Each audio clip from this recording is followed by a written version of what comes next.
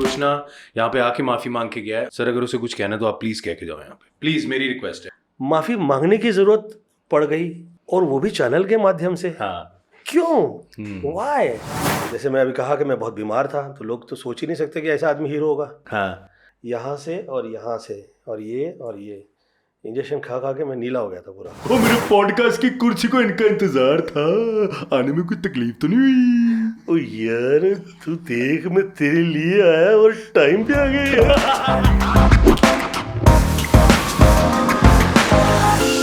Hello नमस्ते। आज मैं बिल्कुल नए अवतार में आ चुका हूँ। आप देख रहे हैं द मनीष पॉल पॉडकास्ट। आप सोच रहे होंगे मनीष को हो क्या गया है? तीन चश्मे पहन के बैठे। ना ना ना ना, ये चश्मे मैंने मजाक में नहीं पहने। ये चश्मे मैंने पहने किसी को नकल करने के लिए नहीं, बल्कि आज मेरे शो पे यानी द मनीष पॉल पॉडकास्ट की उस कुर्सी पे जो स्टार आके बैठे हैं बॉस, पहले तो उस कुर्सी को उनका इंतजार था। अरे उनके टैलेंट की चमक इतनी है ना, उनकी खुद की पर्सनालिटी की चमक इतनी है कि मेरी आंखें जो हैं वो चौंधिया गई थी, इसलिए मुझे ये चश्मा पहनना पड़ा। लेडीज एंड जेंटलमैन, आज मैं सबसे ज्यादा खुश हूं क्योंकि मेरे सामने इस कुर्सी पे मेरे लिए खास आए हैं मेरे फेवरेट सुपरस्टार, द लेजेंड, हमारे अपने Raja Babu, the one and only Govinda sir. आज मैं आपको बताना चाहता हूं सर, हमारे यहाँ पे दो ही लोग आते हैं शूटिंग पे, हम आपस में ही शूटिंग करके चले जाते हैं, लेकिन आज वो अपने घर वालों को भी लेके आए हैं बिकॉज सबके फेवरेट स्टार गोविंदा सर यहाँ पे हैं। सर पहले तो हाथ जोड़ के थैंक यू शो पे आने के लिए। नहीं सर, मुझे ऐसा लगता है कि जो मेरे खास जो मुझे बहुत प्रिय हैं, जैसे चंद जो अभी नए आए हैं फिल्मों में और अच्छे मकाम पा चुके हैं, और मकाम के साथ साथ जो लोगों का दिमाग भी ख़राब नहीं हुआ है और बातमीज़ हैं और बाअदब हैं, और ऊपर वाले ने चाहा तो मेरा ऐसा सोचना है कि आप नसीब भी कभी आपका ख़राब नहीं होगा।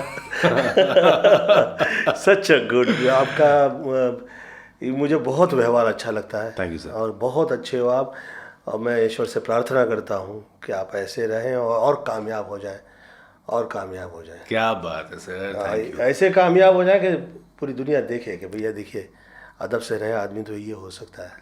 क्या बात है, how sweet is that sir. मतलब ये वो ब्लेसिंग्स हैं जो पाने के लिए लोग तरसते हैं, और आज ये ब्लेसिंग्स मुझे मिल रही हैं आपसे। लेकिन गोविंदा सर आए हैं तो यार मैं पहले पूछना चाहता हूँ भाई, आप यहाँ पे आए हो और मेरे पॉडकास्ट की कुर्सी को इनका इंतजार था, आने में कोई तकलीफ तो नहीं हुई? ओ यार तू देख, मैं तेरे लिए आया और टाइम पे आ गया। तो मैं कभी टाइम पे नहीं आता यार किसी के लिए यार। ये बात तो माननी, पैसे लेके टाइम पे नहीं आता। ये बात तो माननी पड़ेगी। आज हम लोग आपस में मजाक कर रहे थे, आज गोविंदा सर पहले आ गए हैं, हमारी फूड डिलीवरी लेट हो चुकी है, लेकिन सर पहले। सर ये तो मतलब कमाल की बात आज मुझे लग रही है। लेकिन सर ये क्या बार बार लोगों ने टाइम पे नहीं आता, ये क्या है? मतलब आप देखिए 14-15 साल जिस वक्त मैं टॉप पे रहा, हाँ, और जितने टाइम मेरा टाइम अच्छा रहा, हाँ, कभी टाइम डिस्कस नहीं हुआ। पॉइंट है। जब लोग स्पर्धा नहीं कर पाते हाँ, तो बदनामी का सहारा लेते हैं। हाँ, और फिल्म लाइन है यार, यहाँ पे आप कितना भी दान धर्म कर लो, प्रेम कर लो, वक्त के साथ जो रिएक्ट करें हाँ, वो अलग है, और जो काम के साथ रिएक्ट करें वो अलग है, और जो जैसे हम लोग का रिश्ता पर्सनल है, हाँ, ये लोग अलग है। हाँ, और मुझे ऐसा लगता है जो दूर तक चलना है साथ में, तो जैसे आपका नेचर है, जैसे हम लोग का है, जो नेचुरल है वैसे ही रहे। वक्त देखकर एक्ट करें आप, फिर थोड़ा सा तमीज़ में आ जाएं, फिर वक्त देख के ओ सर हाउ आर यू, क्या हाल है, सब बढ़िया, मतलब कि मिले ही नहीं हो, कह रहा जा रहा है। तो ये सब समझ में आता है। हाँ, कैरेक्टर स्टडी हम लोग का, हमारा अपना बिजनेस है। हाँ, ये बात तो है।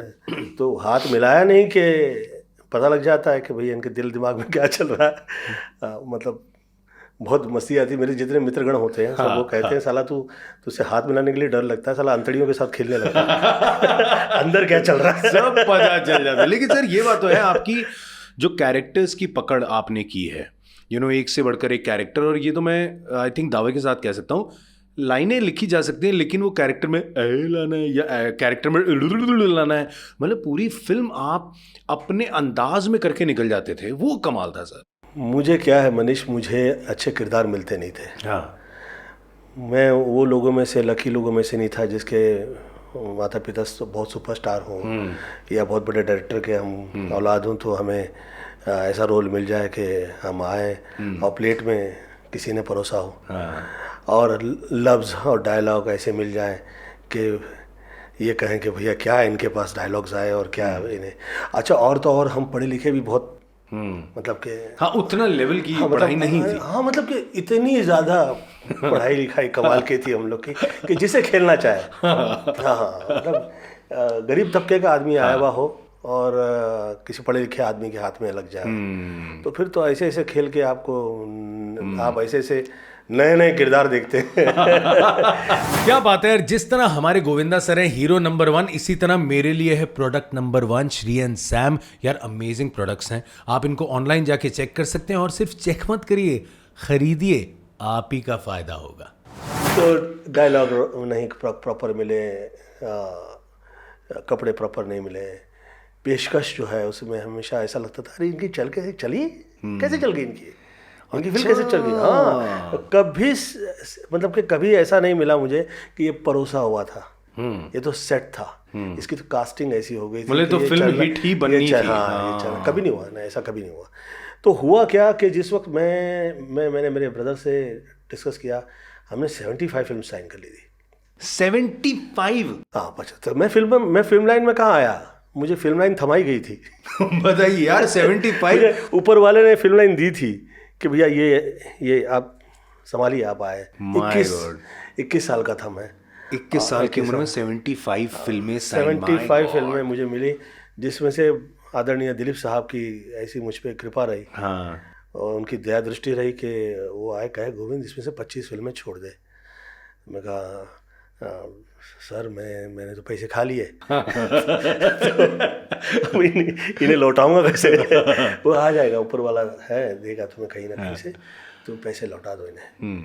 तुम बहुत, मतलब मैं सेट पे बीमार पड़ने लग गया था। अच्छा, मतलब कभी यहाँ हॉस्पिटल से निकले तो उस हॉस्पिटल में यहाँ काम कर करके दिन रात चल रहा था, और 3-3 4-4 शिफ्टें। कभी कभी तो ऐसा होता था कि मैं 16 दिन तक ये चल रहा था कि मैं सोया नहीं।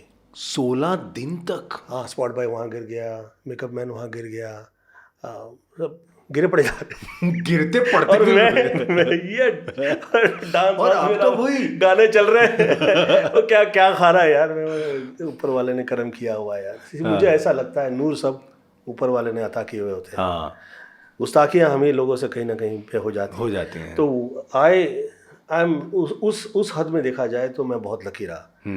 पर ये किरदार जो मैं किया करता था, ये मेरी ना मजबूरी हो गई थी कि मैं किसी भी तरह से ऐसे ऐसे किरदार ले आऊं कि ये फिल्म तो क्या होगी और कैसे होगी यादगार। कम से कम मैं तो कमाल काम करके निकल जाऊं। तो वो हिट हो जाती थी। हाँ, नहीं, बट एक एक्सपेक्टेशन भी होगी ना, सबको लगता था गोविंदा सर की फिल्में पहले तो फैमिली एंटरटेनर होगी, हंस हंस के लोटपोट होंगे, लेकिन गोविंदा सर कुछ अलग करने वाले हैं। तो कहीं आप पे ये प्रेशर पड़ गया था कि यार हर फिल्म में कुछ लाना पड़ेगा? नहीं, वो तो मैंने सोचा हुआ था कि मैं ऐसा करूँगा। अच्छा, क्योंकि हर पिक्चर में मैं गोविंदा कर ही नहीं सकता था। हाँ, कि I can not do all ऐसे सारे किरदार कैसे गोविंदा के निभाऊंगा। हाँ, तो बहुत ही टफ हो गया था। तो मुझे जो पर्सनल लाइफ में जहाँ देखे हुए थे और पिटारे में पड़े हुए थे, तो मेरा ना एक परमानेंट डायलॉग होता था, जिधर कहीं मुझे किरदार नया दिखाई दे गया तो मैं तो बिक गया। अच्छा, भाई साहब के पता नहीं है, भाई साहब बिक चुके हैं। तो मुझे जो जहाँ मिल गया तो मतलब किया। हाँ। फिर ये जो आपका ये मैंने किरदार किया था प्ले, ये अपना हसीना मान जाएगी का। हाँ, ये किरदार ये मैंने शादी में देखा था। अच्छा, हाँ, बेवजह जो सड़े हुए लोग होते हैं ना, वो they don't require a reason to be हाँ, गुस्सा आ रहा हूँ। की हाल है भाई साहब, की हाल है, हाँ मेरे को पहन ही सीखे, हाँ तभी तो किसी ने पूछा नहीं की हाल है, आज मुझे पूछने लगे की हाल है। हाँ पूछो, और पूछो ना, और रिश्तेदार हो जाओ, पूछो ना। तो मैं कहा यार अंकल इतना क्या गुस्सा कर रहे हो, ऐसे क्या गुस्सा कर रहे हो, पैसे नहीं सीखे तो पूछना नहीं सीखा, और तेरी भैन है या कमी नहीं, हाँ ਉਹਨੂੰ ਕਹੇ ਰੋਟੀ ਦੇਣੀ ਹੈ ਤਾਂ ਇੰਜ ਕਰਕੇ ਦੇਣੀ, ਉਹਨੂੰ ਕਹੇ ਇੰਜ ਦੇ यार, रिस्पेक्ट, खाना खा रहे हैं। मैं कहा यार बहुत ही, पहले तो मेरा रिएक्शन उस पर अच्छा नहीं था, फिर मैंने सोचा ये बिक सकता है, अच्छा आइटम है, खतरनाक है, बेच दो, पिटारे में डाल दिया जाए। तो मैंने कहा इसकी तो मैं कॉपी करूंगा। फिर तो मैं उसको मतलब साथ ही रहा उसके साथ। मतलब वो आपने जो मैंने सोचा इसको पी ही जाऊंगा, इसमें आ ही जाइए, और आपने मतलब घोट के उनको पी लिया। हाँ, क्या सर इवन वो जो किरदार जो मैं निभाया था इसमें कुली नंबर 1, कुली नंबर 1 में जिस वक्त मैं पहुंचा, पहले तो मैं टाइटल से मैं बहुत ज़्यादा प्रभावित नहीं था। अच्छा। मैं कहा यार ये हर जगह पे क्या नंबर 1 लगाना शुरू कर दिया है। हाँ। तो फिर मैंने तो मैंने सोचा कि यार व्हाट टू डू, कैसे करें इसमें। तो पर्सनल लाइफ का देखा हुआ किरदार उठाते हैं। तो पर्सनल लाइफ का क्या उठाए यार, ये कुली का रोल कर रहा हूँ मैं फिल्म में, कपड़े भी ऐसे रंगीन दिए मैं। हाँ। तो मैं बहुत किसी गरीब टाइप का आदमी, कहीं ऐसा गरीबी में घुसा हुआ आदमी तड़पा हुआ होता है। हाँ। तो मैं याद कर रहा हूँ कहाँ मिला, कैसे मिला। तो याद आया कि ये चिंगम का तभी था नहीं, तभी हाँ ऐसे ही आया था। तो पुलिस वाले ने उसे देखा, तो ऐसा करा, तो बोलते ए काय रे ऐसा कैसा लगता तू, ऐसे थोड़ी ना देख रहा है, मेरा आँख खींच ऐसा क्या है। तो मैंने सोचा कि ये क्या आइटम क्या है, नाम क्या है तेरा? मेरा नाम पांडु है, विरार पुलिस चौकी में मेरा फोटो है, मेरे से लोग डरते हैं। मैंने कहा आप तो बहुत खतरनाक टाइप के आदमी लगते हो सर, एक्चुअली हुआ क्या, आए कैसे यहाँ पे? तो जो आप इंटरव्यू मुझसे ले रहे हो, आपने पांडु का लिया गया। तो मैं सोचा कि इससे पूछूं कि क्या करता है, कहाँ से आया। हाँ। वहाँ से जो मैंने चालू किया कि जिधर जो नज़र आ गया, जहाँ जहाँ जो मिल गया, मैंने सोचा कि यार उठा लो इसको, उठा लो, कहाँ काम आएगा क्या पता। हाँ। क्या ये सारे किरदार जितने भी है, जो आपने मेरी फिल्में देखी है, I said I can't afford to play myself. इतनी सारी फिल्मों में मैं कैसे काम करूँगा गोविंदा की। देखिए समझदार आदमी एक प्रोडक्ट में से कितने प्रोडक्ट निकालता है। हाँ। जिसे देखने वाला है उसे दूध दिखाई देगा, और थोड़ा सा ज़रा गहरा देखेगा उसके अंदर तो उसे मलाई नज़र आएगी, फिर जो और गहरा देख लेगा उसमें मक्खन भी दिखाई देगा, फिर और गहरा घी दिखाई देगा। हाँ। वो कभी ख़त्म ही नहीं होता है, वो सड़ता ही नहीं है। हाँ। तो प्रोडक्ट तो वही है, उसमें से निकालते क्या हो इज द गेम। क्या बात है सर, ये बहुत अच्छी बात है। आप क्या निकालते हो इज द गेम, जो कभी ख़त्म ना हो, जिसका सिलसिला मतलब ऐसा लगे कि ये यादगार हो जाए, और इस तरह से आप किरदार निभाए कि लगे कि भैया ये तो मज़ा आ गया यार, ये तो वो शिद्दत और ईमानदारी उसी से हो सकता है। खैर आपकी सर ऑनेस्टी, आई थिंक वो ऑनेस्टी जो आपकी रही है फॉर मुझे ये समझ में आ गया, मैं इतनी फिल्में कर रहा हूँ, हाँ, मतलब कि थोड़ा मैं ईमानदारी से हिला तो पूरा करियर मेरा हिल गया। हाँ। तो मैंने सोचा मैं ईमानदार रहूँ और बहुत ईमानदारी के साथ काम करूँ, चाहे जिसने जो मुझे जहाँ से जो मिल रहा हो, धन राशि जो भी देने वाले हैं, भी मिलता भी नहीं था कई टाइम, मैं ही दे देता था उन्हें शूटिंग के लिए। अच्छा। हाँ, कई टाइम ऐसा हुआ, कितने प्रोड्यूसर्स जो हैं पैसे होते नहीं थे उनके पास, और हम लोग शूटिंग के लिए दे दिया करते थे, बहुत मज़ा आता था। हाँ, ऐसे बहुत सारे कामयाब भी, मैं भी नाम नहीं ले सकता। हाँ, बट सर ये भी बात है टॉप। मैं वही कहता हूँ कि गोविंदा सर जो हैं, आज एक बात है जो मैं खुल के कहना चाहता हूँ आज, क्योंकि सर से मैं बहुत प्यार करता हूँ और परिवार की तरह हूँ। सर आपने एक से बढ़कर एक फिल्म दी है, एक से बढ़कर एक डायरेक्टर बनाए हैं, एक से बढ़कर एक प्रोड्यूसर्स बनाए हैं। नो ऑफेंसेस, बट वो प्रोड्यूसर्स आपके साथ काम करने के बाद और बड़े हुए, है ना। लेकिन आज ये जब बातें होती हैं, गोविंदा सर लेट आते थे, ये होता था वो था, सर कई बार ये बातें हर्ट करती हैं। ये देखिए, ये वो प्रोड्यूसर्स डिस्कस नहीं करते हैं। हाँ। मेरा हर प्रोड्यूसर ने मुझे 3-4 टाइम रिपीट किया। हाँ। वो कहें कि मैं प्यार करता हूँ या ये प्रोफेशनल है या नहीं, ये कहना हो गया। हाँ। ये कान सुन रहे हैं। हाँ। लेकिन आंखें तो देख रही हैं कि भैया इन्होंने इनके साथ 4 पिक्चरें बनाई है, 3 पिक्चरें बनाई है। हाँ। ये आधा दर्जन पिक्चर बना चुका है। हाँ। ये 1 दर्जन पिक्चर कर चुका है साथ में। तो क्यों किया भैया तुमको इतना, अगर दिक्कत ही तो नहीं हाँ, repeat मतलब होता ना। कि आप आए और आपको पता लगे कि ये लेट आते हैं, हाँ ये अलग सब्जेक्ट हो जाता है। हाँ ये लेट आते हैं, आपको पता है ना क्यों आए, क्या रीजन था आपका? हाँ। बदनाम करने के लिए आए थे, काम करने के लिए आए थे? तो हम्म, बेसिकली पीपल हु, आपकी जो नाव चल रही होती है हाँ, नदी में, तो उसमें बहुत सारे लोग ऐसे सवार हो जाते हैं जिन्हें छेद करना होता है। हाँ, ये ऐसे बहुत सारे लोग होते हैं, और उनका मकसद ही वही होता है कि किसी न किसी तरह से आके आपका चलता करियर जो है, क्यों ना इस सुपर हिट को एवरेज बना दिया जाए। तो ये बात वैसे तो ऐसी बहुत सी चीज़ें होती थी उस टाइम पे, अभी होती है कि नहीं मुझे नहीं पता, परंतु जैसे हम लोग बहुत लकी थे कि हमें एक अच्छा माली मिल गया था, और हमें नज़र आता था कि जो बगीचा सजाने में लगा हुआ है, और हर हर हर हर जगह को हर एक कॉर्नर पे एक आप नज़ारा हुआ करता था। चेहरे देखिए तो उनके चेहरे फ्रेश और ऐसे लगते थे जैसे किसी प्रकार का बेवजह का बोझ नहीं है। अब तो अल्फाज भी लोग ऐसे खर्च करने लग गए हैं कि लगता है कि जैसे कि शब्द इधर उधर हो जाएगा तो पता नहीं क्या। तो ऐसे हो गया है, बड़ा सोचने लगे हैं लोग। हो सकता है वो 19वीं सदी का दौर था और ये 2000 का है तो लोग सोचने लगे हैं। परंतु मेरा ऐसा फिर भी सोचना है, थोड़ा सा फ्री रहें, थोड़ा मस्ती करें, थोड़ा घूमें फिरें, थोड़ा अच्छा लगता है, अच्छा लगता है मुझे। आप में वही तो अच्छा लगता है। मैं आया खास इसीलिए।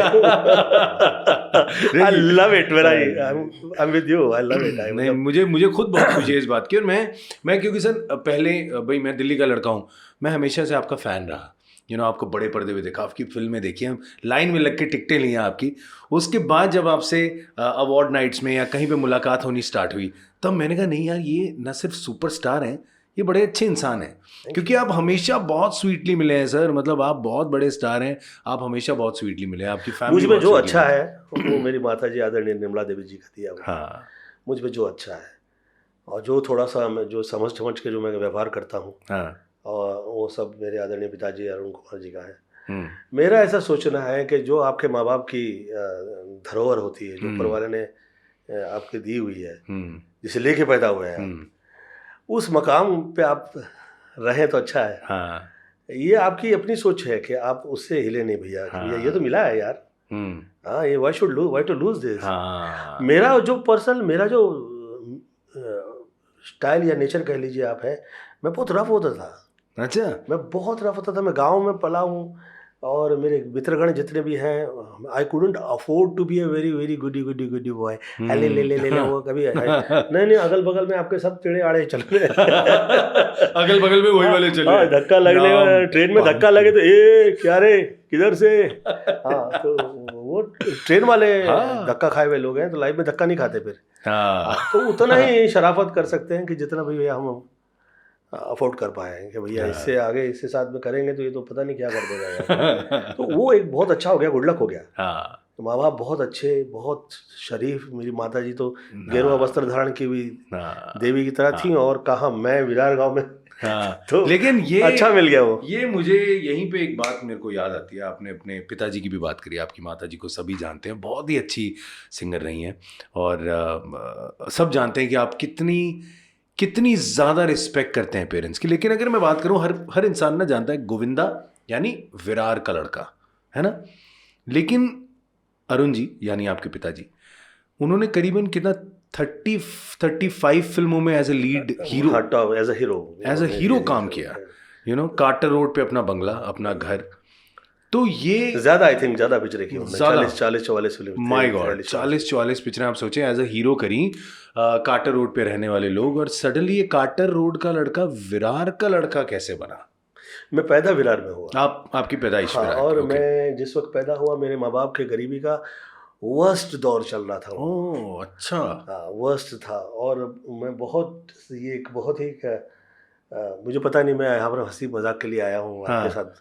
नहीं सर, बट मैं चाहता हूँ आप ये बात क्योंकि क्या अच्छा मैं कह देता हूँ। मैं इससे पहले कभी कहानी पर ये नहीं, मैं जानना चाहता हूँ सर। बहुत सारे लोग मुझे कह रहे थे कि मनीष के साथ में वार्तालाप करो, तो वो चीज़ें जो पता नहीं है अभी वो भी कह दीजिए। हाँ प्लीज। तो हाउ पंजाबीज आर, वो थोड़े से थोड़ा ये होता है बिंदास। हाँ, बिंदास तो होते ही, but at the same time hero हो जाए जो हो जाए, थोड़ा सा समझ के चलने वाले लोग होते हैं। बहुत ज़्यादा नहीं हो सकती है, मतलब वो एक आदमी होती है। हाँ करेक्ट। हाँ, तो वो डैडी ऐसे ही थे और उन्हें डैडी ने पिक्चर बनाई थी। तो जिस वक्त पिक्चर रिलीज़ हुई उस वक्त डैडी का बंगला बिक गया उनका, क्योंकि वो फिल्म रिलीज़ हुई राइट्स में। अच्छा। और वो पिक्चर जो है पोस्टर जल गए, थिएटर बंद हो गए, जैसे अभी कोविड में कैसे हालात हो गए एकदम से। समझिए जिसी ने पिक्चर बेचारे ने रिलीज़ की होगी उसका क्या हाल हुआ होगा। तो डैडी का वही हाल हुआ। तो सामान उठा के सब बाहर फेंक दिया गया। अरे बाप रे। और कर्जे इतने थे, जिसने कर्जा वसूल करना था उसने वो सब वैसा हो गया सब। तो he got a nervous breakdown. तो थोड़ा सा वो एज एन एक्टर वो हिल गए, कांप गया, शरीर कांप गया। अच्छा, मम्मी के पास में पर्याय नहीं था कि मम्मी काम करे। तो डैडी ने कहा कि निर्मला तुम काम करोगी तो बहुत टफ हो जाएगा, मैं चाहता हूँ कि तुम नहीं वर्क करो, मैं करता हूँ वर्क। तो मम्मी को कहीं ऐसा लगा कि मैं काम करूँगी तो इनको थोड़ा सा ये is getting possessive about being a woman, I should not go out और समथिंग लाइक दैट। उनको पता नहीं क्या दिल में आया, वो जाके अपना गेरुआ वस्त्र पहन के आ गई। उन्होंने अपने बाल मुंडवा लिया, आईब्रो मुंडवा ली और साध्वी हो गई और कहा डैडी से आके कि मैं अब काम करूं। तो ही गॉट शॉक्ड और वो बेहोश हो गए। और वो बेहोश हो गए तो एक दुख का माहौल पूरे घर में छाया रहा। थोड़े समय बाद मम्मी को पता लगा कि वो प्रेग्नेंट है। और डैडी के जब वक्त पता लगा तो डैडी कहे कि ये बच्चा जब से आया है ना, इसने मेरी बीवी को साधु बना दिया। अच्छा। तो उनके दिल में ये टीस रहेगी। फिर वो कहीं मैं थोड़ा सा घर में लाया गया जिस वक्त, और मैं थोड़ा ये हो गया, खेल रहा था तो घर में तो कहे कि यार ये लगता है हीरो हो जाएगा ये, यार इतने यार तू पंजाबी दा पुत्र। अच्छा। तो फिर वहाँ से मुझे प्रेम में मिलना शुरू हुआ। अदरवाइज ऐसा घर में सब लोगों के दिल में ऐसा आ गया था कि ये आया, मम्मी साधु हो गई। तो काम हो गया शुरू। उनके क्लासिकल वोकलिस्ट के नाते मम्मी के शो मिलने लगे और मम्मी बहुत फेमस हो गई as a classical singer artist. और उनकी ठुमरियाँ, गज़लें, ख्याल, भजन जहाँ पे जाएंगी तो हिट। तो हर जगह निर्मला देवी, एक निर्मला अरुण से निर्मला देवी हो गई हूँ और एक अलग नाम और इज्जत मिली। तो ये दौर मेरे ना पास्ट में रहा है। और यही इसी वजह से मुझ में ये थोड़ा सा ये जो शुद्ध हिंदी लोग सोचने लगते हैं कि कई बार इतनी शुद्ध हिंदी आप बोलते हो, मैंने दो बार ना मुझे भी ये क्या वर्ड बोला। तो वो आ गया है, वो थोड़ा सा वो मम्मी की वजह से हो गया। तो वो ज़्यादा उसमें बहुत ज़्यादा पूजा पाठ करने लगी थी। मेरी नेचर भी वैसी ही थी। क्या रखा है शराफत में मम्मी, ये सबसे अच्छाई में कुछ भी मिलेगा नहीं। आप देखिए ये कितना रॉन्ग है, ये कैसा है, छोटा सा था मैं। और मैं सोचा बेचारी मेरी मम्मी बेचारी इतना 13 साल की एज में मैं सोचने लगा कि मैं कैसे जवान हो जाऊं और इनकी सारी सब जिम्मेदारी मैं संभालूं। तो मुझे आई थी, मैं जाके राशि प्रोडक्शन में बैठ जाता था। अच्छा, कि मुझे हीरो बनना है। क्या बात है यार, वैसे यार 14 साल की एज में। तो गुप्ता जी होते थे वहाँ पे राशि प्रोडक्शन के। अच्छा। वो कहे कि बेटा अब तो बहुत छोटे हो, बड़े हो जाओगे ना तो हम तुमको जरूर हीरो बनाएंगे। अभी तो तुम बहुत छोटे हो। अंकल जरूरी नहीं है हीरो बनूंगा, तो जो काम मिल जाए दे दो। मैं चाहता हूँ कि काम करूँ। उसके लिए नहीं बेटा, तुमको थोड़ा सा तो समझ में आएगा, अभी तो बहुत बच्चे हो तुम। मतलब अंकल ऐसे कहीं भी काम मिल जाएगा ना तो भी चलेगा। अच्छा। तो मुझे तो ये सिर्फ ये आता था कि काम मिल जाए, मैं घर परिवार मैं संभालूंगा। क्या बात है। बट सर वो टाइम आया भी। 13 की एज में मैं जवान हो गया था। 14 साल के अंदर तो मुझे लगा कि मैं क्या कर दूं, क्या कैसे मैं बाहर निकलूं, बाहर मैं कैसे निकलूं सब लोगों के। और वो मेरी मम्मी ने पढ़ लिया। एक दिन मुझे वो मेरे लिए गायत्री की माला लेके आई और आसन पे बैठाया और मैं कहा चिची तुम बहुत बड़ा आदमी बनना चाहते हो। मैंने कहा जी अच्छा, तो मैं जो कहूँगी तुम करोगे? मैं कहा जी पक्का बनूंगा। बोले हाँ, पूजा करना तो नहीं कह रही मुझे? तो कहा कि चिची तुम ऐसा गलत नहीं सोचो और इधर उधर के लोगों की तरफ नहीं देखो। हाँ। तुम पूजा प्रार्थना करो। मैं चाह रही हूँ कि तुम ये गायत्री करो। और 3 आवर्स मुझे पूजा प्रार्थना में अच्छा, लगा दिया। तो जो मम्मी पूजा प्रार्थना करती, जिस दिन भी मम्मी मिस करेगी तो उस दिन वो सब मैं सब अच्छा। तो अब वो थोप दिया गया मुझ पे। हाँ तो सामने आती थी तो मैं उनके सामने तो बहुत तमीज पे रहता था। हाँ। फिर जैसे निकल जाती मैं चीटिंग करने लगता। बट विद इन ईयर, हाँ, विद इन मे बी ज़्यादा 1 साल भी नहीं पूरा हुआ था, I started looking nice. Changes आने लगे। Change in my whole style. I felt very confident in my life. और मुझे लगा ये तो कुछ है, there is something in this. तो मुझे अच्छा लग गया। Then I following, started following. फिर मम्मी से मैं हिला नहीं वहाँ से। ये मैं बार बार देख रहा हूँ सर, जब भी बात करते हैं गोविंद गोविंद गोविंद, है ना सर, ये सब आपको गोविंदा जानते हैं, लेकिन रियल नेम आपका है गोविंद। तो ये जो आ लगाया, गोविंद आ, ये प्रोड्यूसर्स के लिए था कि गोविंद आ गोविंदा, तो ये सर नाम कैसे चेंज हुआ? देखिए, मेरे जितनी भी लाइफ के अंदर प्रोग्रेस, मेरी जो भी प्रोग्रेस है, हाँ उसकी वजह कहीं तो कहीं या तो मम्मी रही हैं, या तो साधु संत, हाँ पीर फकीर कहीं तो रहे हैं। हाँ जैसे मैं अभी कहा कि मैं बहुत बीमार था, तो लोग तो सोच ही नहीं सकते कि ऐसा आदमी हीरो होगा। हाँ भाई जैसे ट्रेन में कैसे ये आएगा जाएगा, या ये साइकिल नहीं चला सकता, ये कहीं ऊंचाई पे चढ़ेगा तो कैसे साथ में somebody should be there around। बच्चे लोग स्विमिंग करते थे, मैं स्विमिंग भी करने मुझे अलाउड नहीं था क्योंकि मैं पेशेंट था। अरे अच्छा, इतना वीक था मैं कि आप सोच भी नहीं सकते। मतलब यहाँ से और ये इंजेक्शन खा खा के मैं नीला हो गया था पूरा। अरे बाप रे, इतना ज़्यादा मैं बीमार होता था। डॉक्टर साहब से पूछने लगे, डॉक्टर क्या मेरी तबीयत क्या लगता है? तो क्या लगता है बेटा, तुम बहुत बड़ा आदमी बनेगा, तो देखा। तो वो मुझे बहुत प्यार किया करते थे। अकेले जाता था ना मैं, मम्मी तो बेचारी प्रोग्राम में होती थी। तो हुआ यूं कि मैं रोड से मैं वॉक करके मैं मामा जी के घर में जा रहा था। और साधु संत आए बहुत से, बोले आपसे कहा है कि यहाँ पे आइए, महात्मा जी आए हैं और वो चाह रहे हैं कि आप उनसे मिले अभी तुरंत। मैं कहा मैं नहीं मिलूँगा, हुई सी। बोले कहीं नहीं, ऐसे नहीं, बहुत वो अलग हैं, आप आइए उनके साथ मिलिए। ठीक है, फाइन, आइए। तो पंजाबी थे, संत थे, और बोले पुत्र तो गोविंद नाम के साथ फिल्मा विच काम नहीं कर सकता, तो पेड़ा दे चक्कर नहीं लगा सकता। तो मैं कहा मम्मी ने पूछा मैं कि मैं ना चेंज करा के कि यहाँ से हुक्म जारी होते हैं, आप ऐसे किसी से पूछ नहीं सकते, हम जो कह रहे हैं वही है। अच्छा जी। तो मैंने कहा जी आपके पास पेन पेपर है? मैं क्यों? मैं लिख दो, आप खुद आओ। तो बोले नहीं, मैं ऐसे कैसे लिख दूंगा। तो बोला पूछने दीजिए मुझे।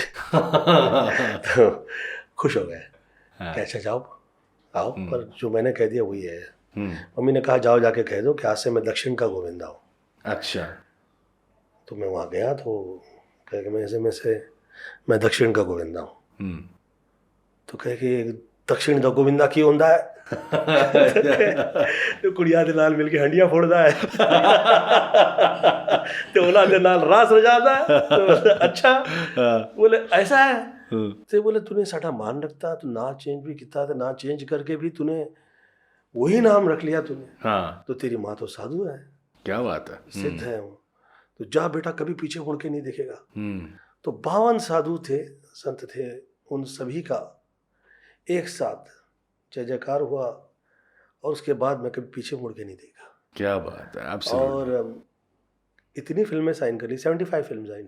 My god. बट सर एक बात मैं यहाँ पे सबको बताना चाहता हूँ, सब जानते ही हैं वैसे, कि अगर हम कॉमेडी फिल्म्स की बात करें या बात करें कि 17, 18, 20, 25 फिल्में एक साथ सुपर हिट होनी, तो एक ही नाम आता है गोविंदा सर। और आई थिंक आपके लिए बड़ी नॉर्मल बात हो गई थी। और इंडस्ट्री में अगर किसी ने कॉमेडी का फेस चेंज कर दिया, मतलब कॉमेडी को एकदम आगे ला के रख दिया, उसमें सर आपकी बहुत बड़ी कॉन्ट्रीब्यूशन रही है। पर सर उसके बावजूद मुझे लगता है आज अगर कोई 4 से 5 फिल्में भी हिट देता है ना, तो सबको एक एक तमका मिल जाता है, यू नो। तो हमारी इंडस्ट्री में कोई बादशाह है, कोई सुल्तान है, कोई कुछ है, सबको एक एक टाइटल मिल जाता है सर, लेकिन आपको वो टाइटल नहीं मिला। ये देखिए, अपनी अपनी सोच है। हाँ, कि आप कैसे प्रेजेंट किए जाते हैं, हाँ, या करवाए जाते हैं। हाँ, तो जो प्रेजेंट किए जाते हैं या करवाए जाते हैं उसके लिए या तो आप किसी ग्रुप के सदस्य हो या तो आप ऐसे प्रोड्यूसर्स के लिए काम कर रहे हो जो लोग प्रेजेंटेशन में मतलब दिलाने में माहिर हो। ओके। तो जो आर्टिस्ट लोग का आप नाम लेंगे किसी ना किसी तरह से वो किसी टॉप प्रोड्यूसर ने प्रेजेंट किया होगा या समझाया होगा या जिसे कहते हैं ना अपनी पेशकश। पेशकश, करेक्ट। तो किसी ने तैयार की होगी तो वैसी हो गई। हमारे साथ वैसा कभी नहीं हुआ। तो आपको वैसे प्रोड्यूसर्स नहीं मिले या आपने उस तरफ ध्यान ही नहीं दिया? नहीं, ध्यान नहीं दिया। उसकी वजह थी बहुत जो गरीबी के तबके से आए हुए लोग होते हैं बहुत महत्वपूर्ण है घर परिवार चलाएं। आप compete करेंगे और compete करेंगे तो आप पे वही रूल्स लागू होने लगेंगे जो कंपटीशन में होते हैं। वो मैं नहीं चाह रहा था। मुझे स्टाइल चाहिए थी not like Rajesh Khanna ji, not like Amitabh Bachchan ji. मतलब ये स्टाइल मैंने नहीं चाह रहा था, दिलीप साहब जी की तरह मैं नहीं चाह रहा था, क्योंकि मैं इनके साथ में काम कर रहा था। मैं इतना लकी इस विषय में रहा हूँ कि मैं एक सेट से निकलता था आदरणीय दिलीप साहब के साथ काम करके, फिर आदरणीय अमिताभ बच्चन जी के साथ काम करता था, फिर आदरणीय राजेश खन्ना जी के साथ काम, फिर आदरणीय राजकुमार जी के साथ काम करता था, फिर आदरणीय धर्मेंद्र जी के साथ काम करता था, आदरणीय शत्रुघ्न सिन्हा जी के, आदरणीय मतलब जो ये महान आर्टिस्ट हैं, न भूतो न भविष्यते, एक साथ इन सभी के साथ में काम कर रहा था। तो इनकी स्टाइल में मैं समझ रहा था, लाइफ स्टाइल हो या कैसे ऑपरेट करते हैं पर्सनालिटी और तौर तरीके। तो मैंने ये सोचा कि ये मैं अभी नहीं कर पाऊंगा, क्योंकि मैंने इतनी फिल्में कर ली थी और मेरी नज़र जो है वो लगी हुई थी कि मेरे घर परिवार जिस ध्येय को मैं लेकर आया था कि मॉम खुश हो जाए, मैं उसे हिला नहीं। मुझे पता था कि मैं compete करूंगा तो पता नहीं फिर किस लेवल पे कंपटीशन जाएगा। हालांकि बतौर अगर मैं किसी पर्सनल लाइफ में किरदार की तरफ देखता हूँ और उसे कॉपी कर लेता हूँ, उसको पकड़ के फिल्म में किरदार निभा देता हूँ, तो मेरे लिए बहुत ही मतलब मजाक था ये कि मैं ये पूरी फिल्म लाइन को मैं देख के इनकी तरह ही तौर तरीके में अपना लेता। ये मजाक था। मतलब 2-4 जर्नलिस्ट, 2-4 प्रेजेंटर, 2-4 लोग जो उसे फॉलो अप करने वाले, ये जिस वक्त आप टॉप पे चल रहे होते हैं इट्स नॉट सो डिफिकल्ट। ये बहुत ज़्यादा डिफिकल्ट नहीं है। फिर जो आप जिसे 22-23 नए डायरेक्टर मेरे साथ आए थे, मैं इन्हें ही कह देता कि मैं तुमको काम ही इस कंडीशन पे दे रहा हूँ कि तुम्हें मुझे तमीज़ से पेश करना होगा, वरना मैं तुम्हें बगल कर दूंगा। बट आपने कभी ध्यान ही नहीं दिया? ध्यान दिया नहीं, वैसे फोकस काम पे रहा। हो गया मनीष, मेरा ऐसा, मुझे दिलीप साहब जी ने बहुत मुझ पे कृपा की कि मुझे सत्य कहा। ये जो आप कह रहे हो कि जो वर्षानुवर्ष जो मैं फिल्में हिट देता रहा कॉमेडी, ये जिस वक्त मैं बहुत ज़्यादा बीमार होकर मैं हॉस्पिटल से बाहर आया और मैं उनके साथ फिल्म कर रहा था, उन्होंने कहा कि गोविंद इतनी ईमानदारी से तुम जो काम किए जा रहे हो, लुक आफ्टर कौन करेगा तुम्हें, तुम बीमार हो जाओगे तो तुम्हें देखने वाले कौन है, तुम्हें समझ भी पाएंगे तो उसमें से 2-4 घर परिवार के सदस्य होंगे जो ये समझ पा रहे हैं कि तुम कितनी मेहनत कर रहे हो, क्या ईमानदारी से काम किए जा रहे हो। कहीं तुम फिर बीमार हो गए या जितने टाइम तुम हॉस्पिटल में जा रहे हो, इसे कैसे निकलोगे? तुम कॉमेडी करना शुरू कर दूं? मेरे साथ यही हुआ था, और जिस वक्त मैं बीमार हुआ तो मुझे अकेलापन दे दिया गया। तो मुझे वो बात लग गई। मैंने सोचा यार कॉमेडी करेंगे, फिल्मों के अंदर ऐसे नए किरदार में ले आऊँगा जिसमें हंसी मजाक के वजह से जो है वो जो उसका जो तबीयत किसी भी हाल में ख़राब नहीं होगी। तो वो जो है ज़रूरत ईजाद की माँ होती है कहते हैं, तो ईजाद हो गया कि भैया करते करते ये गोविंदा ऐसा गोविंदा हो गया ये, तो वो हो गया। अदरवाइज तो मुझे ऊपर वाले ने मुझ पर ऐसा कर्म किया हुआ था। लेकिन सर मैं वही बात कर रहा था, आपने बहुत अच्छी एक बात कही, मुझे तमगा मिला, मैं उसे अभी भी ज़्यादा एक्सेप्ट नहीं करता हूँ पूरी तरह से। आप ये जो कहते हो कि इसे क्या कहते हो, ये किंग या किंग ऑफ कॉमेडी नंबर 1 का तबका, तो हीरो नंबर 1 का मुझे दिया गया, नंबर 1 तो मतलब, पर मैं वो लेता नहीं हूँ, मैं एक्सेप्ट नहीं करता हूँ उसे। मैं ऐसा सोचता हूँ कि अगर मैंने सोचा कि मैं हो गया हो गया तो फिर क्या रह गया? I have to work hard, I have to keep on working hard. क्या बात है। अब मैं अभी फिर मुझे पुनः काम मिलेगा, मैं फिर ऐसे ही काम करूँगा। तो आप ये मान भी लेते हैं कि भैया हम ऐसे ही हो गए हैं। अभी ये आपकी पर्सनालिटी में दिखाई देता है। आप काम करते तो पता लगता है कि क्या समझता अपने आप को, ऐसे पब्लिक कहने लगती है थिएटर पे। अरे बाप रे। हाँ सर, बट आपने अभी एक बड़ी अच्छी बात कही थी, मैं उसी पे वापस आना चाहता हूँ कि आपने कहा जब अपनी एक नाव चल रही होती है ना, जब सक्सेस की नाव चल रही होती है, तो उस नाव में छेद करने वाले बहुत आ जाते हैं। कई लोग होते हैं जो सिर्फ छेद करने आते हैं। सर, मैं एक बात जानता हूँ, एक टाइम पे करियर मतलब वॉज नेक्स्ट लेवल, और ये जो छेद करने वाले हैं इन्होंने कहीं पे नाव को डामाडोल किया। सर, आपको कब रियलाइज हुआ ये नाव मेरी डामाडोल हो रही है? क्योंकि देखिए, हम रियलाइज तो करते हैं। मैं मनीष, मैं क्यों आपसे, मैं कभी सच्चाई के साथ में कभी नहीं हुआ लापरवाह। मैं किसी भी हाल में फोकस्ड रहा हूँ। छोटी सी आयु से, जब बच्चा था तब से मैं 14 साल तो मैं टॉप पे रहा। किसी भी तरह की कभी भी प्लानिंग ही नहीं होती थी कि क्या स्टोरी उठाएंगे, क्या करेंगे। कीर्ति थोड़ा सा अच्छा थे, कीर्ति संभाल लिया करते थे, और कीर्ति भैया ने मुझे बहुत हेल्प आउट किया उसमें। परंतु जिस वक्त एक आपका अपोजिट फैक्टर जो है ना, वो इकट्ठा ही होता चला जाता है, और ऐसा लगता है कि वो एक तरफ आके खड़े हो गए और आप इस तरफ अकेलेपन में हैं। तो मैंने सोचा ये वक्त यह होगा, और हुआ ही करता है। जो बच्चे लोग छोटी सी एज में एस्ट्रोलॉजी, न्यूमरोलॉजी, रूप शास्त्र, वास्तुशास्त्र, देश काल परिस्थिति, इन सभी से जो वाकिफ हो जाते हैं, वो किसी विशेष व्यक्ति या किसी ग्रुप की तरफ कहाँ देखते हैं। It is too small of a factor to look at, you know. Correct. Because ये इतनी जल्दी इनका विलय हो जाता है, ये इतनी जल्दी इकट्ठा हो जाते हैं, और ज़रूरी थोड़ी ना है कि पत्थर ही टूटते हैं। कितनी चट्टानें भी टूटती हुई दिखाई दी हैं। कितनी मैंने बहुत बड़े बड़े पहाड़ टूट के नए नए रास्ते तैयार होते हैं। तो आई एम नॉट, मैं ये सब तरफ नहीं देखता। ईश्वर की तरफ देखने वाले जो लोग होते हैं, और समय देश काल परिस्थिति देख के चलने वाले जो लोग होते हैं, वो मुझे ज़्यादा अच्छे लगते हैं। परंतु कभी कभी जिस वक्त एक समूह आपके विरोध में आके एकदम सामने ही आ जाए, और वो आप उसे ये भी नहीं कह सकते कि मेरे घर परिवार का, आपका ही घर परिवार का हिस्सा है भाई, और पूरी फिल्म उस तरफ आ जाए और आप इस तरफ हो जाए। जैसे मैंने एक बहुत बड़े देश के महान व्यक्ति के साथ ऐसा होते हुए देखा था मैंने मेरी आँख से।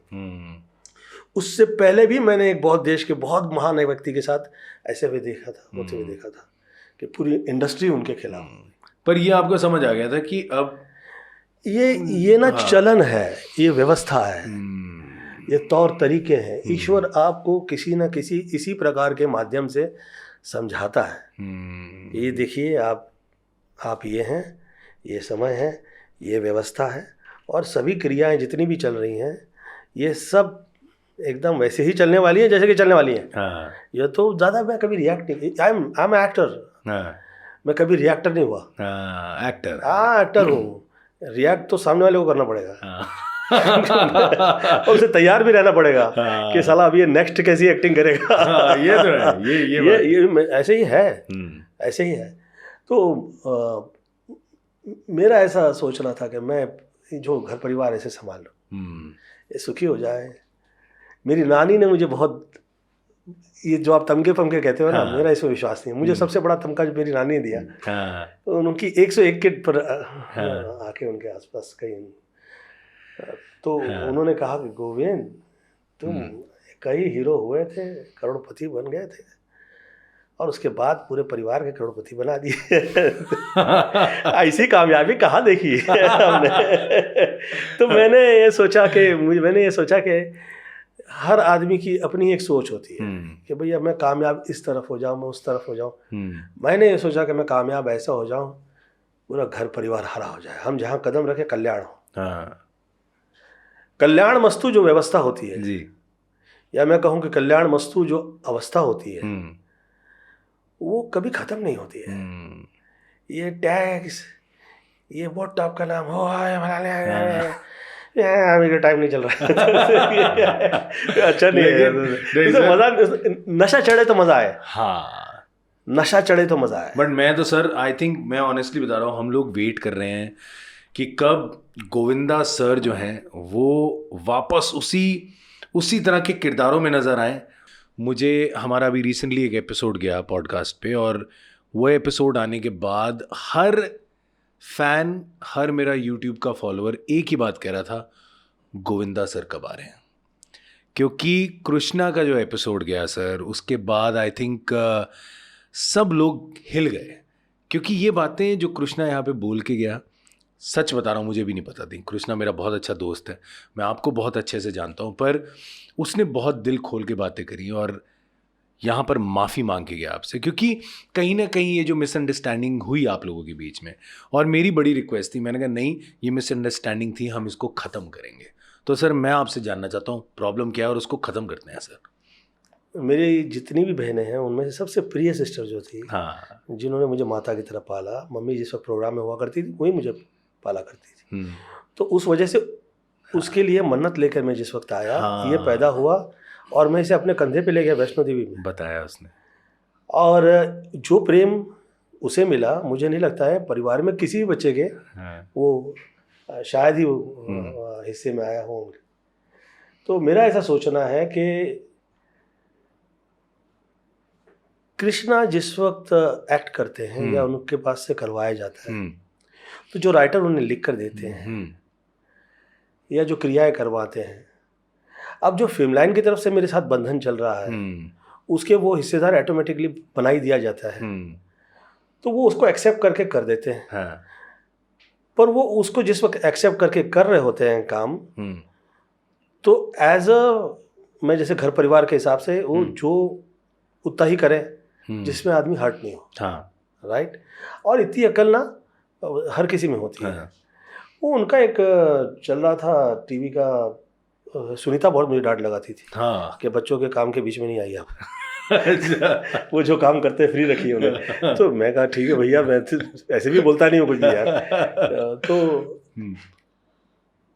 उसी में पड़ गई किसी दिन, इन लोगों ने उसकी भी खींचतान कर दी सुनीता की, अब वो नाराज होगी इन लोगों से। तो इसमें मैं तो कभी आया नहीं, मेरी उसकी तूतू में भी नहीं हुई है। तो मैंने सोचा जब तूतू में नहीं हुई तो इतनी थूथू क्यों हो रही है? क्या हुआ क्या? मैं जिस वक्त कृष्णा के बच्चे पैदा हुए तो मैं देखने के लिए हॉस्पिटल गया, सुनीता को ले गया साथ।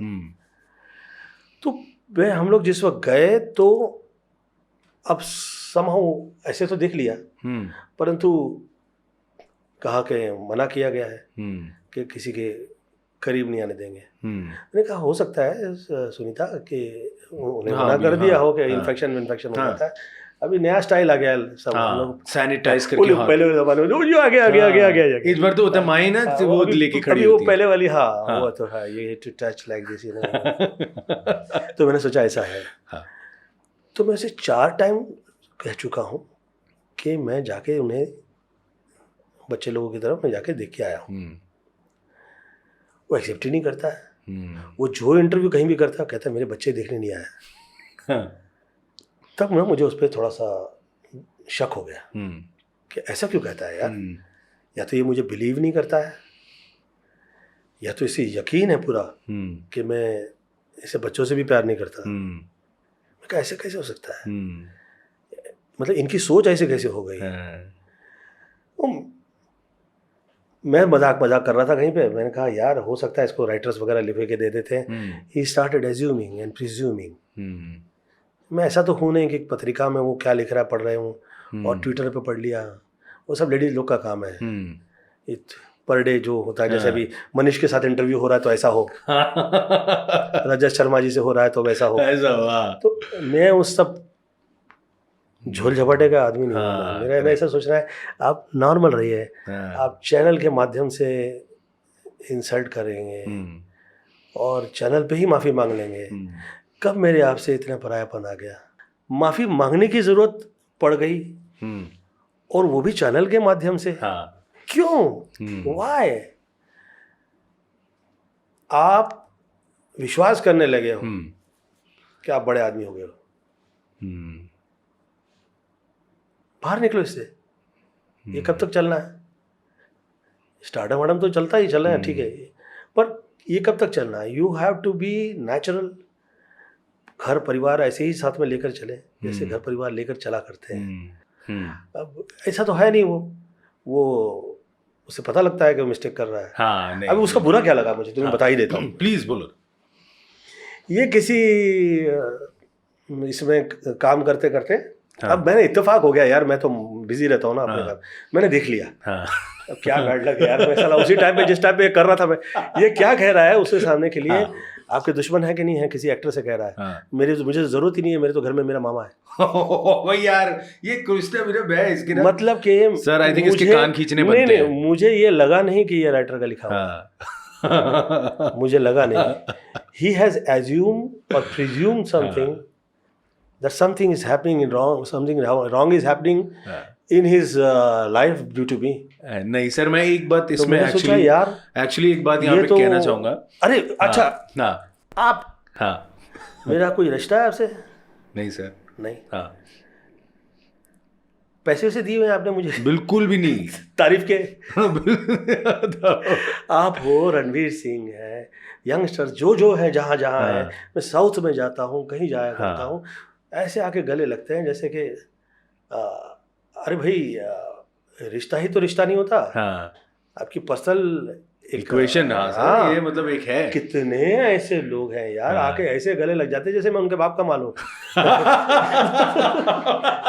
लेडीज आके गले लग जाती है, चुपा चाटी करने लगती है, सुनीता अखोड़ हो जाती है कि माँ की आंखें ये तो ज्यादा नहीं कर रही, बिल्कुल करने दे, उसको अच्छा लग रहा है बेचारी। सर उसी को अच्छा लग रहा है या आपको भी अच्छा लग रहा होता है? मुझे खराब नहीं लगता। मेरे को उसको अच्छा लग रहा है यार बेचारी को। तो there are so many people यार, कभी कभी तो दारू पी के बच्चा चुम्मा छाटी करने लगते हैं, गोविंदा यार ना जी माँ जी, मैं बोला वैसा प्लीज भाई साहब, we are in the party, यहाँ सब अच्छे लोग आए हुए हैं, एक घर परिवार है। तो यार हम लोग तो बाहर भी नहीं देखते, इसे क्या देखना है यार, ही इज अ किड। और ऐसा नहीं कहना चाहिए मुझे, पर ये पूरे फैमिली के अंदर, पूरे घर परिवार में, मैं इन सभी से कहता हूँ,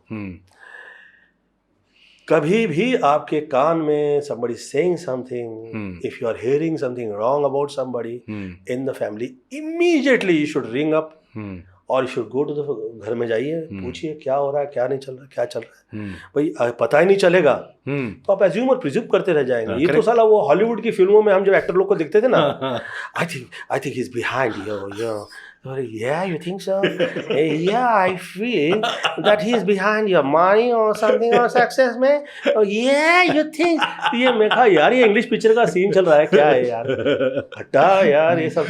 कभी ऐसा कभी नहीं सोचा। मैं 165-66 पिक्चर का हीरो हूँ। मैं ये पत्रिकाओं में छपता कैसे है, छपाया जाया कैसे करता है, इसे इस्तेमाल कैसे करता है, क्या दिन पे क्या खबर किसने छापी और छप के उसका क्या हुआ, ये सब देखा हुआ है। हाँ यार अभी बट सर बच्चे लोगों से थोड़ी ना कभी आदमी यार ऐसा विचार करेगा यार। बिल्कुल। और मैं सर आपको ये सोचना पड़े कि हम अच्छा साला आंखों से आंख आदमी तो नहीं मिला था, वो कैमरे से भी आंख नहीं मिला रहा था। मुझे रोना आ गया। मैं बोला यार ये बेवजह मुझे यार इमोशनल कर रहे हैं सर। बट बहुत रोया और बहुत प्यार करता है आपको और बहुत माफी मांग के गया सर। ये बहुत प्यार जो है ये कैमरे से बाहर निकले और ये बात है। और जो तमीज अदब प्रेम जो है जो अंदर है नजर आता है। अच्छे देखो अच्छे घर परिवार के लोग होंगे तो अच्छे हैं ऑब्वियसली। वो कहाँ कितना कभी भी उस हद में नहीं जा पाएगा जिसमें लोग रिश्तेदार चले जाएगा। मेरा ऐसा सोचना है कि जो जहाँ है खुश रहे। और राइटर्स यार ये आपको यूज कर रहे हैं, यूज होने की भी हद होती है, इतना भी यूज ना हो। यार मैं पूछताछ भी नहीं करता। ये भाई साहब का कहीं ना अफेयर चल रहा था। सर कहाँ चल रहा था? कहीं चल रहा था, शादी हो गई इसकी अभी शादी से पहले। अच्छा शादी के पहले इसका कहीं ना चल रहा था। मैं शूटिंग पे था यार, मुझे पता लग गया कि भाई साहब निकल पड़े और बहुत मेहनती हो गए। तो मैंने सोचा कि यार ये कहाँ मेहनत कर रहा है, पता तो लगा जाए। बच्चा है सारा। तो पता लगा कोई अलग टाइप का व्यवस्था है उसमें। घुस गए हैं। हाँ। अब इससे ये अवगत नहीं है भाई साहब। तो मैंने कहा आइए शाम में बैठेंगे साथ में। तो पहले मैंने इनका बहुत प्यार से तुड़वाया कि आप उस व्यवस्था के सदस्य नहीं है। हाँ। आपको पता है, उनका पता लगाया आपने, कहाँ है, कैसे है, क्या है, क्या नहीं है। मैं आपका दिल नहीं तोड़ूंगा।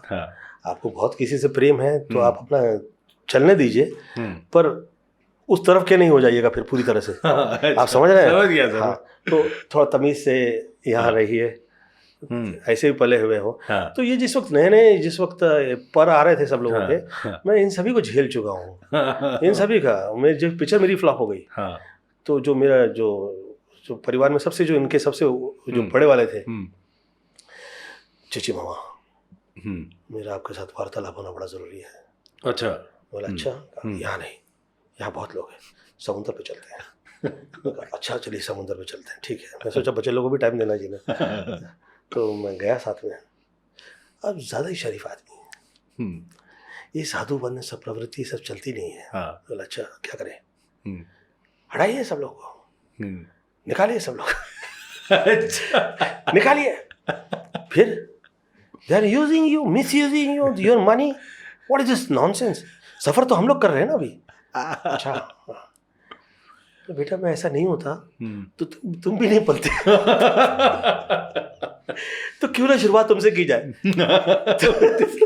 तो ऐसा मैंने सोचा, कि क्यों ना फिर आप ही के साथ शुरुआत करते। ये तो रॉन्ग है ना, मैं अभी आप समझा रहा था। बेटा अभी पॉलिटिक्स का मैं आपको कॉमेडी किस्सा सुनाता हूँ और अभी उसी से साथ में हम लोग इजाजत लेंगे आपके साथ। काफी हो गया, ये 3-4 एपिसोड हो जाएंगे।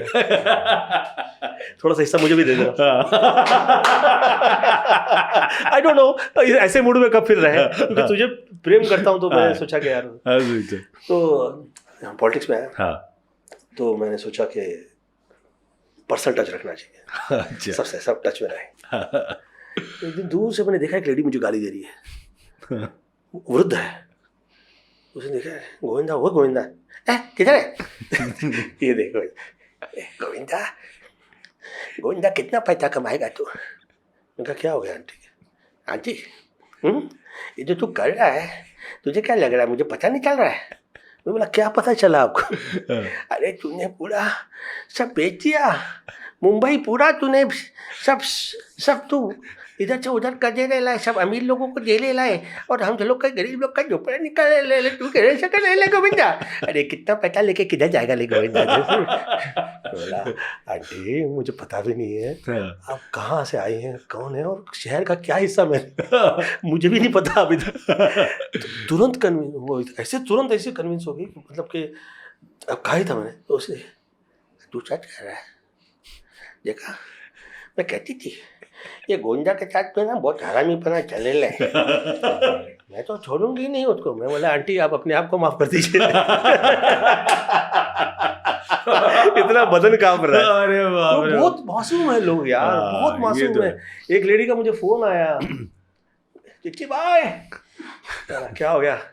चिट्ठी भाई बोला जी, चिट्ठी भाई मेरे हस्बैंड ने मेरे को बहुत मारे लाए, उठा के अंदर गाड़ा लो साले को।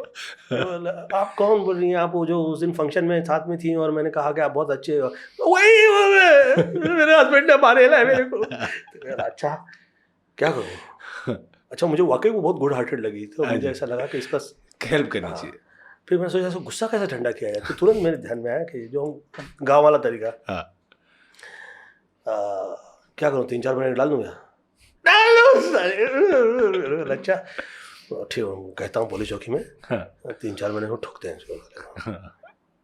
पक्का ठोका दे, ठीक है चलो ठीक है, डाल दिया सब बिंदास, बात करता हूँ उनके साथ। ओके फ़ोन रख, चलो फ़ोन रखा। थोड़ी देर हेलो चिट्ठी भाई, 3-4 महीना बहुत जास्ती हो जाएंगे। ये क्या हम लोग क्या है, हमें क्या है, ये काम वाले आदमी हैं और ये ना पुलिस मारती है ना, वो बॉडी बीडी में लग जाएगा तो बेचारा काम कैसे करेगा। अभी जो मेरे को लग गया उसका तो भूल जाओ ना, अभी तो इसको 3-4 दिन तो डालो लेके ना। तो मैं कहा अच्छा ठीक है 3-4 दिन तो डाल ही देता हूँ साले, मैं छोड़ूंगा नहीं। तेरे को तंग किया उसने, देख मैं वाट लगाता हूँ उसकी कैसे। बोले ओके ठीक है। फिर थोड़ी देर चिची भाई हाँ हिरेंदु माफ कर देते हैं यार, क्या अभी वो मेरी ना पार्टी हो गई अपन माफ कर देते हैं क्या। अरे बाप रे बाप, क्या है अभी मैं समझा रही हूँ कब से, वो गोविंदा मेरा भाई बना हुआ है, आप क्या मेरे साथ में मेरे को हाथ लगा रहे हैं। ऐसे मासूम लोग जहाँ पे रह रहे हैं उसी जगह पे थोड़ा ही बगल के अंदर आपका नाम लेकर लोग घरों को तोड़ देना, आपका नाम लेकर लोगों के घरों में घुस के जो भी चाहे करना है कर दें, पार्टी का नाम लेना है ले लें। बदनामी किस स्तर में चल रही है पता भी नहीं चलता। हाँ ये तो है सर। तो मेरी एक रिक्वेस्ट है, कृष्णा यहाँ पे आके माफी मांग के गया है, आपने बहुत अच्छी बात करी और हम सर आपसे छोटे हैं, आपके बच्चे हैं, हमसे अगर गलती हो तो आप हमें 2 चपेड़ मार सकते हैं, और कृष्णा की तो बिल्कुल मैं भी लगाऊंगा सर। अगर उसे कुछ कहना है तो आप प्लीज कह के जाओ यहाँ पे, प्लीज मेरी रिक्वेस्ट है, ये बात हम आज खत्म करेंगे। आप गुस्ताखी आपसे करवाई जाए या आप करें, चाहे वो किसी सेट के राइटर के थ्रू हो या आपकी अपनी सोच हो या जो हो, आप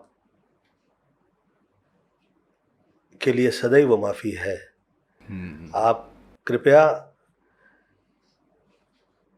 ये जो रिश्ते हैं इसे पब्लिसिटी का कभी हिस्सा नहीं तैयार कीजिए। ये तो मनीष का इंटरव्यू चल रहा है तो इसमें पब्लिसिटी का दोष भी नहीं है,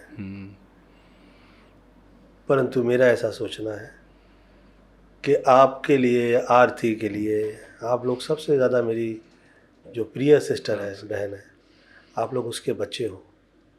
जिस वक्त मैं उनका प्यार का विचार करता हूँ, आप लोग कहीं भी मेरे आसपास उस वक्त दूर दूर तक शायद ही हुआ करते हैं कि इतना प्यार मुझे उनके पास से मिला है। आप लोग उसकी सोच नहीं कर सकते। जिस वक्त मैं कुएं के पास इधर उधर खड़ा हुआ करता था तब किस बेचैनी के साथ में वो दौड़ के आया करती थी, और कितने निवाले मुझे खाना जिस वक्त खिलाती थी, मैं सीने पे छोटा सा लेट के लोरियाँ सुनाती थी। आप लोग वो सुख नहीं भोग पाए, मुझे उसका बहुत दुख है। पर मैं ऐसा नहीं हूँ किसी भी हाल में कि आपके दुख का हिस्सा मेरे किसी भी व्यवहार की वजह से आपके हो। आप भी नहीं हुई है। और you are a good boy, your sister is a very, जो आरती है she is a very good girl. आपके लिए सदैव माफ़ी है। और बहुत ही जो मुझे लगता है कि हम तो एक्टर हैं, हमें पता है कि हम कैसे एक्ट करते हैं। हम एक्टर हैं ही इसलिए कि हमें पता है कि हम एक्ट क्या करते हैं, हमसे एक्ट क्या करवाया जा रहा है। ऐसे में ज़िंदगी में जो हम एक्ट कर रहे हैं, हम उसमें मैं खुदा से दुआ करता हूँ, ईश्वर से प्रार्थना करता हूँ कि हम हीरो ही रहें। ये हीरो लफ्ज़ का रो ना लगे। हीरोइज्म जो है वो हीरा है, डायमंड है। 100 करोड़ की आबादी में 100 हीरो नहीं है। इतना नाम, इज्जत, शोहरत जो मिली है वो किसी खेला के लिए नहीं है। Use it.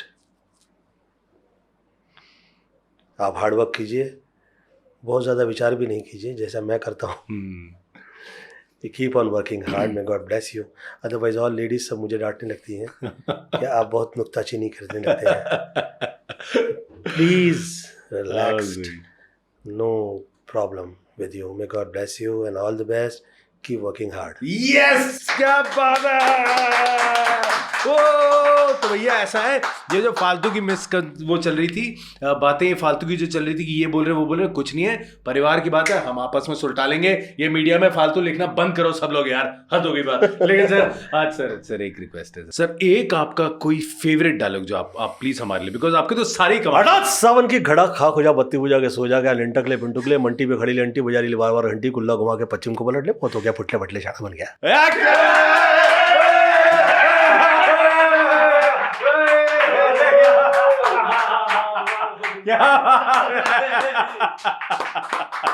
Thank you so much Govinda sir, तहे दिल से आपका जितना भी थैंक यू करूं कम है। मैंने बस आपको एक बार रिक्वेस्ट किया और आप मेरे शो में मेरे लिए आ गए। Loads of love. मेरे ख्याल आप वो सिर्फ फिल्मों के हीरो नंबर 1 नहीं हो, आप रियल लाइफ में हीरो नंबर 1 हो। Thank you so much and thank you guys एक बार फिर से हमारे साथ जुड़ने के लिए और हमें इतना सारा प्यार देने के लिए। और आप ही के कारण हमने अवार्ड भी जीता, नंबर 1 यूट्यूब चैनल बने, पॉडकास्ट में नंबर 1 बने। बहुत बहुत थैंक यू। और खास तौर पे थैंक यू कृष्णा अभिषेक के एपिसोड को इतना प्यार देने के लिए। आपके सारे कमेंट्स मैं पढ़ता हूँ, कोशिश करता हूँ बहुतों पे रिप्लाई करूँ। अगर आपकी भी कोई रिक्वेस्ट है, आप चाहते हैं कोई गेस्ट आए, प्लीज़ आप बताएं। और चैनल को लाइक, सब्सक्राइब और एपिसोड्स को शेयर करना भूलना मत, ठीक है? फिर से मिलूंगा एक और अमेजिंग शख्स के साथ। वो कौन है जल्द पता चलेगा। Till that time, loads of love, see you soon.